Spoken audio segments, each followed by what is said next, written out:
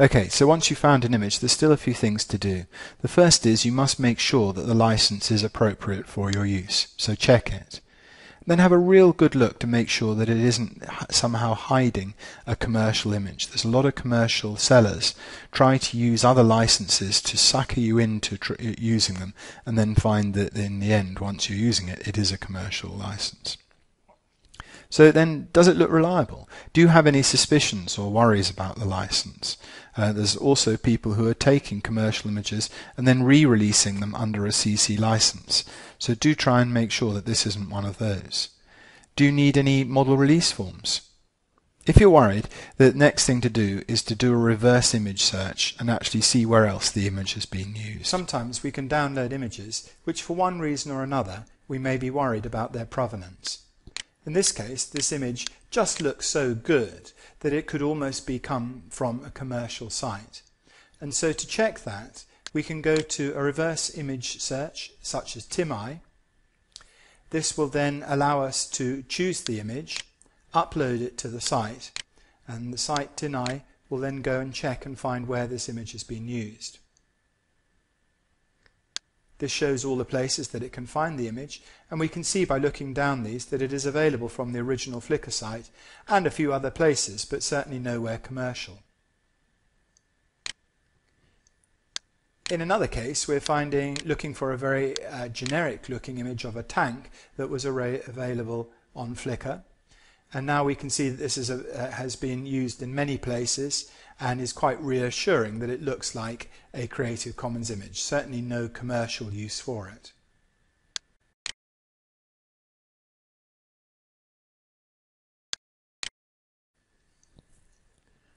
TinEye can also work by taking the URL of an image where it is on the web, for instance here on Flickr, and then uploading that URL into the search engine directly on TinEye.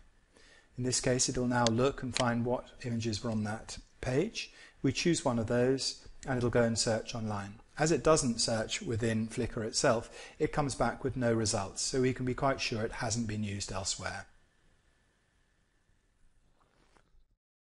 When you're downloading a lot of images, music or other media, it's very easy to start forgetting who the image or music actually was made by, which is very hard then when it comes to leaving attribution for them. So you need to have some way to record how this is done. One way is by using file tagging, or actually putting the details in the IPTC data.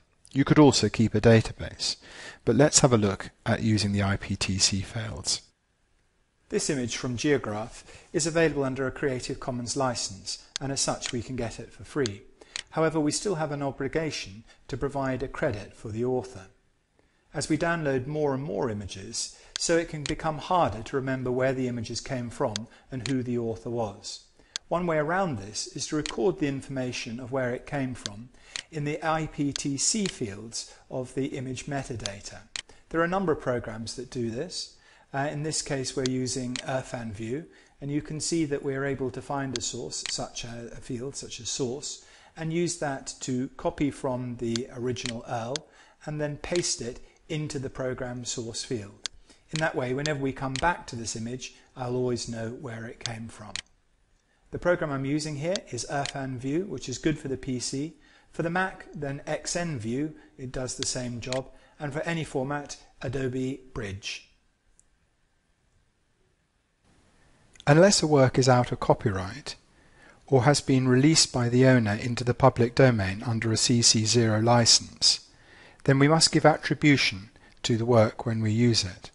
This includes three fundamental pieces of information.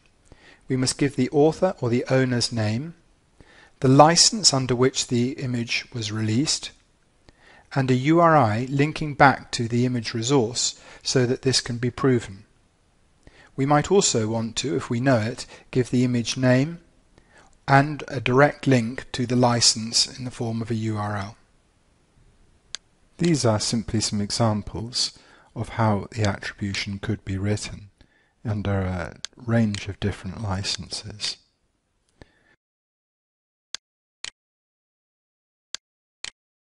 Do remember that any materials that belong to the university may well still have full licenses on them which are not Creative Commons. Thank you very much for taking the time to learn a little bit more about finding open media for your learning and teaching resources. If you would like to go through the accompanying Prezi, please follow this link. Thank you.